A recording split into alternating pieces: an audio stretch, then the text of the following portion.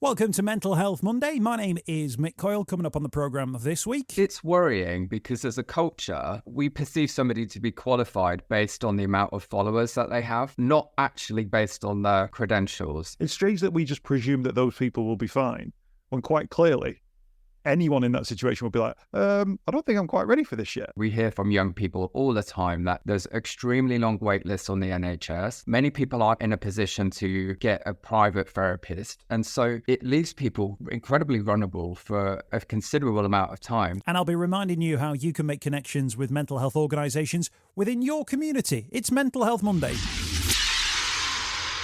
The home of the UK's conversation about mental health. Welcome to Mental Health Monday for another week. Great to have you along. Thank you for your shares, your streams, your downloads, your emails, and everybody getting involved on social media as well. It's always a pleasure to have you along.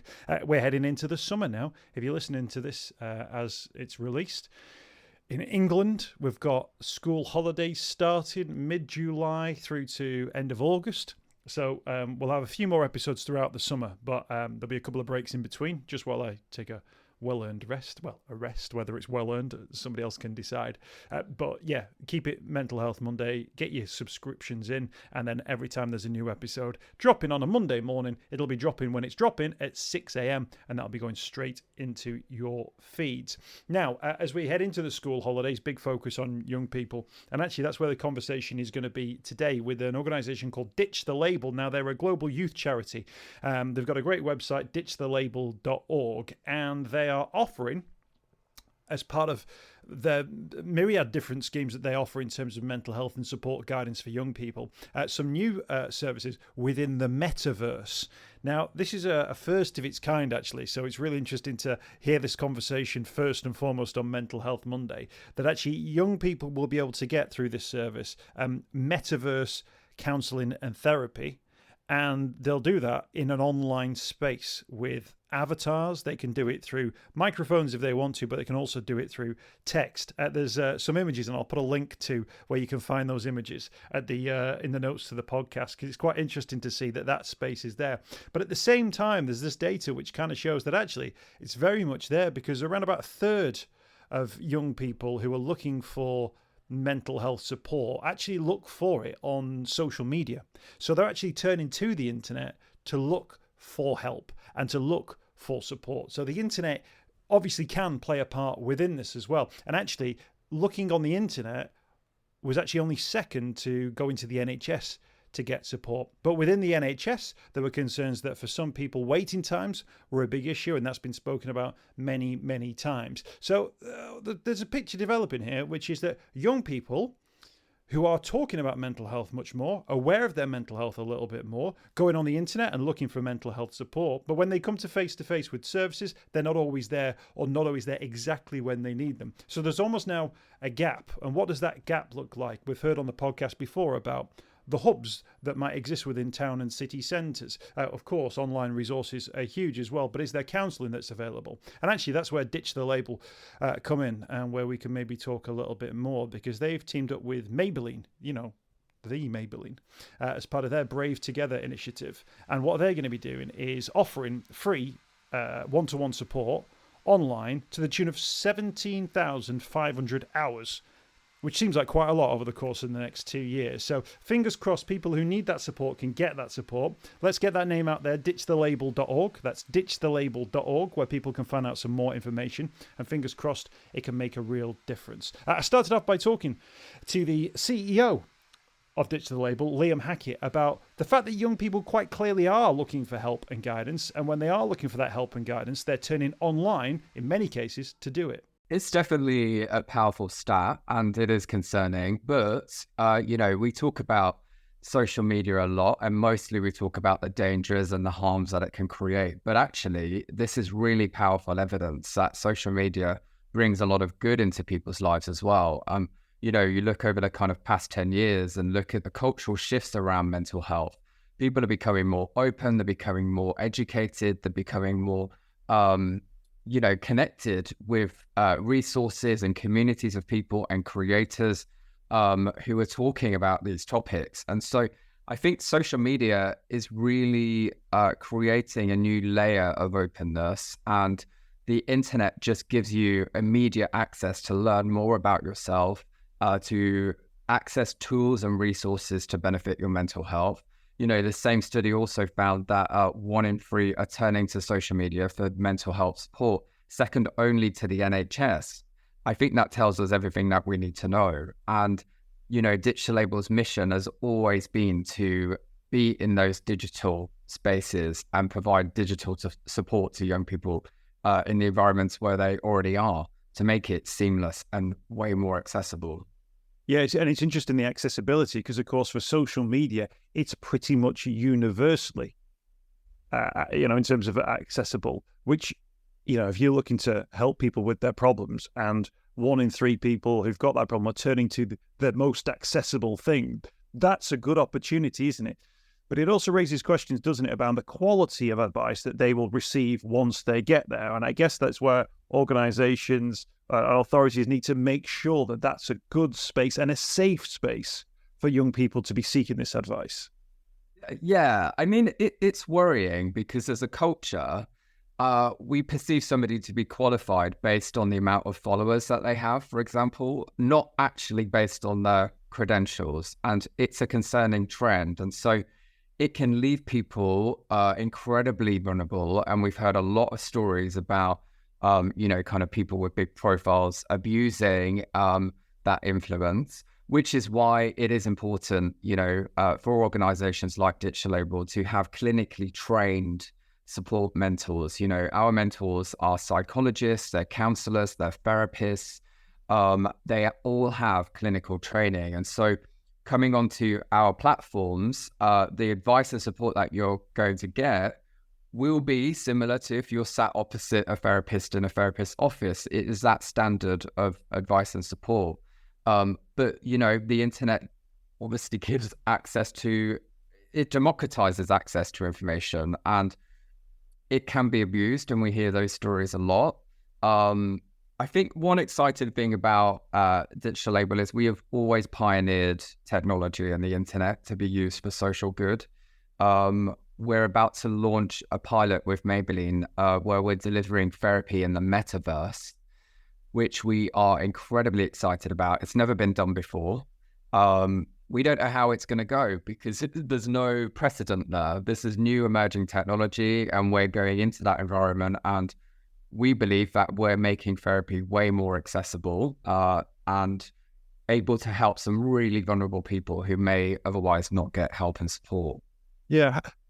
Sometimes we hear the phrase metaverse and there's we just presume it's this thing that's happening on the internet. Just explain then what might this look like in layman's terms, if you can. Yeah, it's funny because, as part of the Web3 conversation, this next generation of what the internet could look like, metaverse is a big component of that. But when you actually look in history, it's not new technology.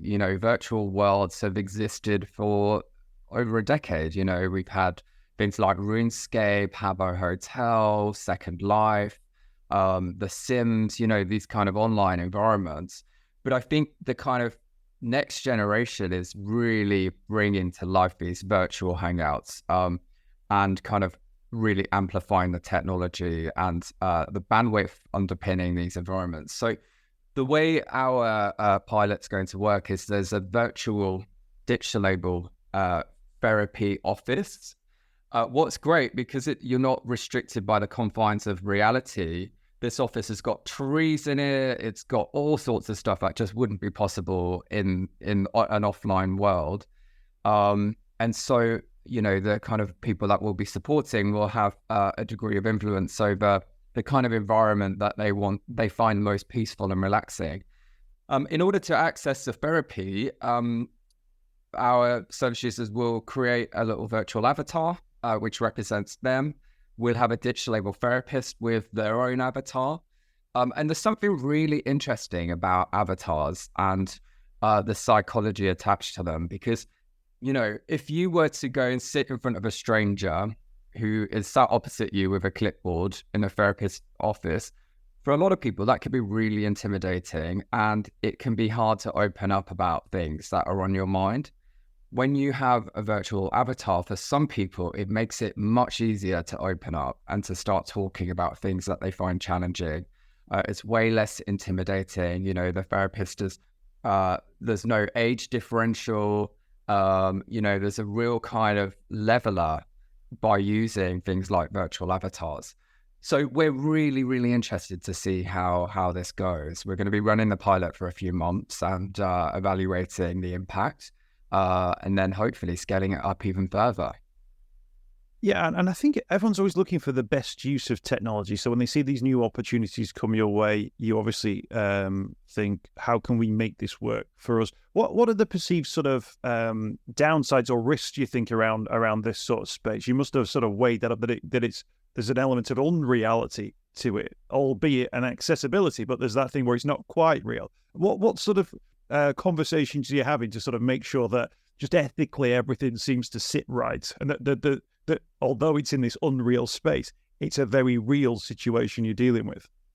Well, naturally, the therapists that we work with are cautious. And when you look at what happened during the pandemic, therapists had no option but to turn their work online and started to host sessions on Zoom. And to be honest, this was quite a novel concept. It wasn't really that popular before the pandemic. And so this entire kind of sector have had to evolve to technology.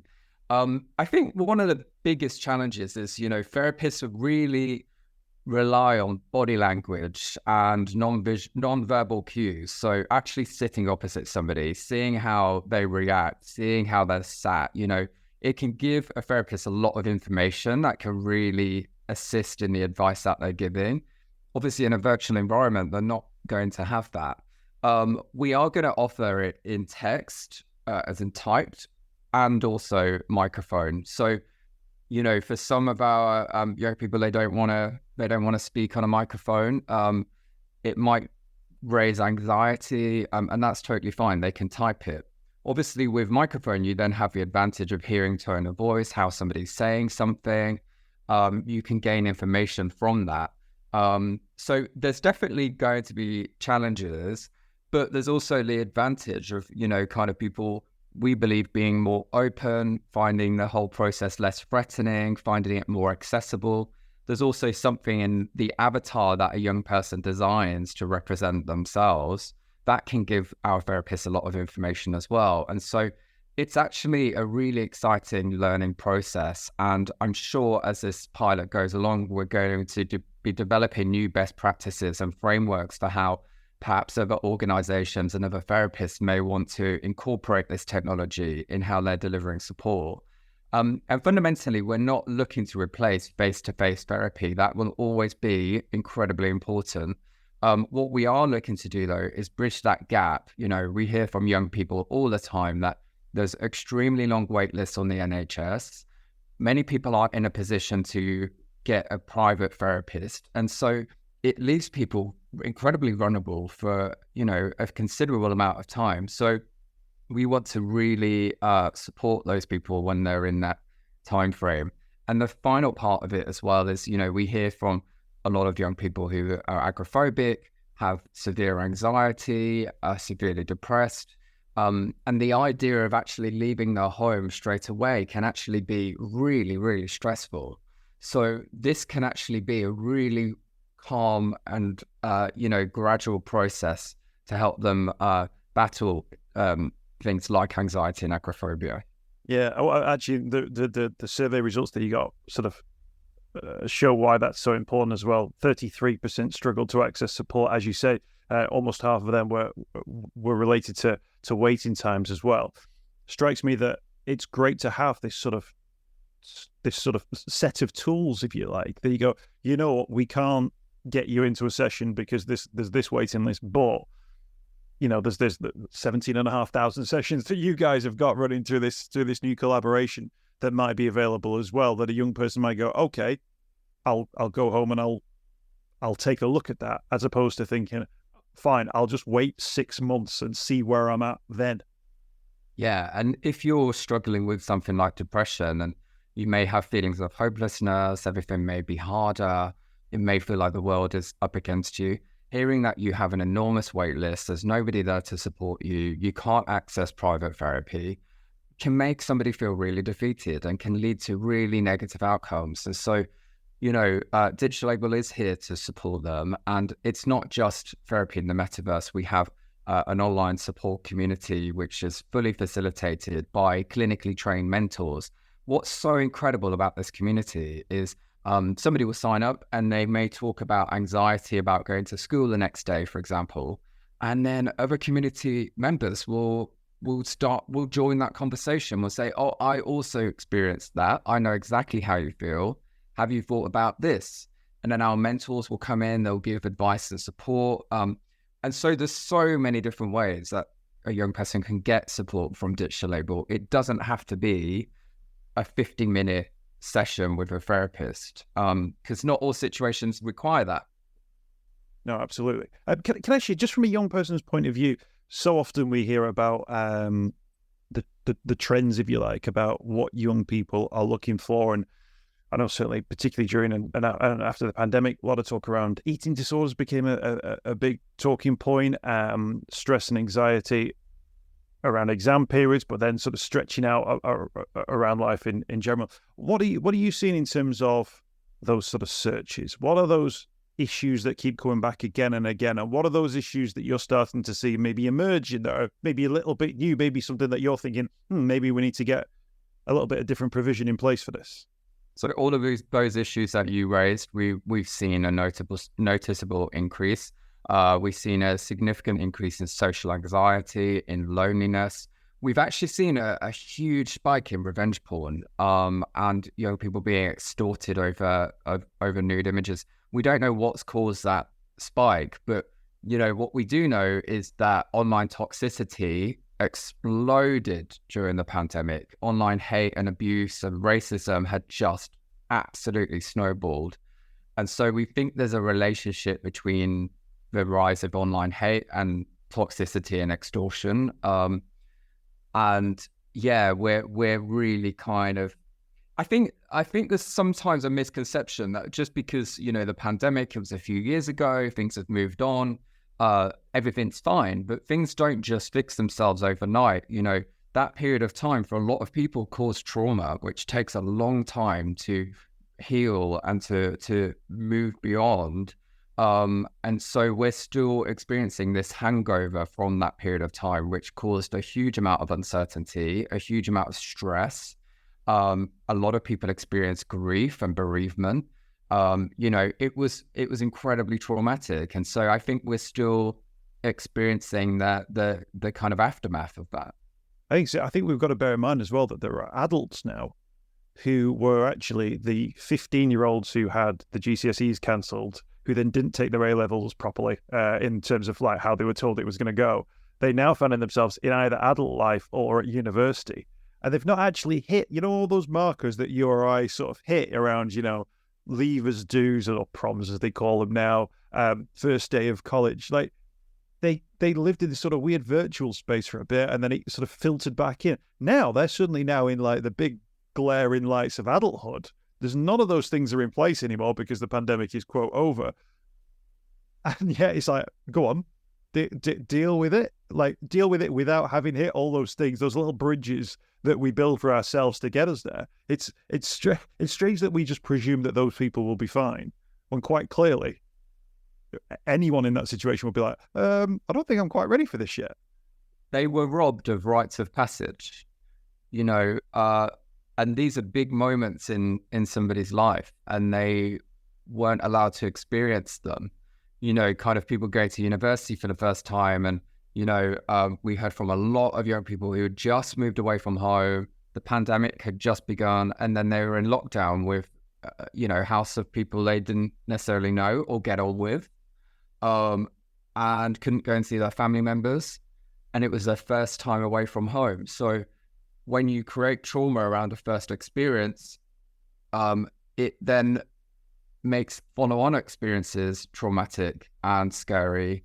And, also as well, people entering the workplace for the first time, their experience of the first day of work is joining a group Slack and having some video calls that we know video calls are highly structured. There's no room for pauses or for more kind of casual conversation beyond like showing off your pets. It's very overly structured. So you actually lose all the magic that you have in a face-to-face conversation. And so if your only experience of the workplace is everything is on Slack, everything is Zoom video calls, everything is super structured, there's no warmness, you've got no work-life boundaries, you're just working at home the whole time. What are we teaching them? We're saying that this is good professional hygiene, but actually it's not. It's atrocious professional hygiene. And we all have social needs.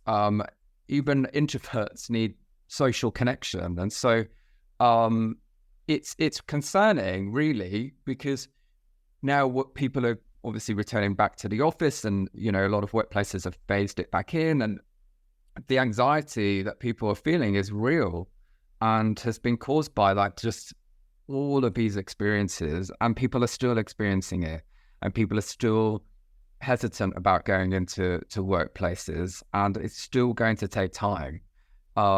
But I think just being aware and being connected with yourself and how you're feeling and why you're feeling things is a really powerful thing, because then that gives you an opportunity to actually address some underlying challenges that you may have. I think it's interesting, isn't it, where we talk about the long-term impacts. And I think even at the time, people were going, the mental health of everyone as a result of, lockdown was rightly flagged. But everyone in the know was going, let's see where we are in 3 years' time, in 5 years' time, because that's when we'll know, the true scale of it. And you mentioned there that those young people, they're going into a work, they haven't done work experience because all the offices were in lockdown. They get a job, they get handed a phone and a laptop, and they say, right, we'll see you at the Christmas do. They don't know about like what Greg in sales likes in his tea, or like how Linda answers the phone or persuades a client to do X, Y, all those little things, which as a seasoned worker, you kind of think, well, that's fine. I've seen all that. And now actually I can maybe make the best use of flexibility, or I can make the best use of working from home. Whereas those young people, they're going, right, I just have to deal with this now.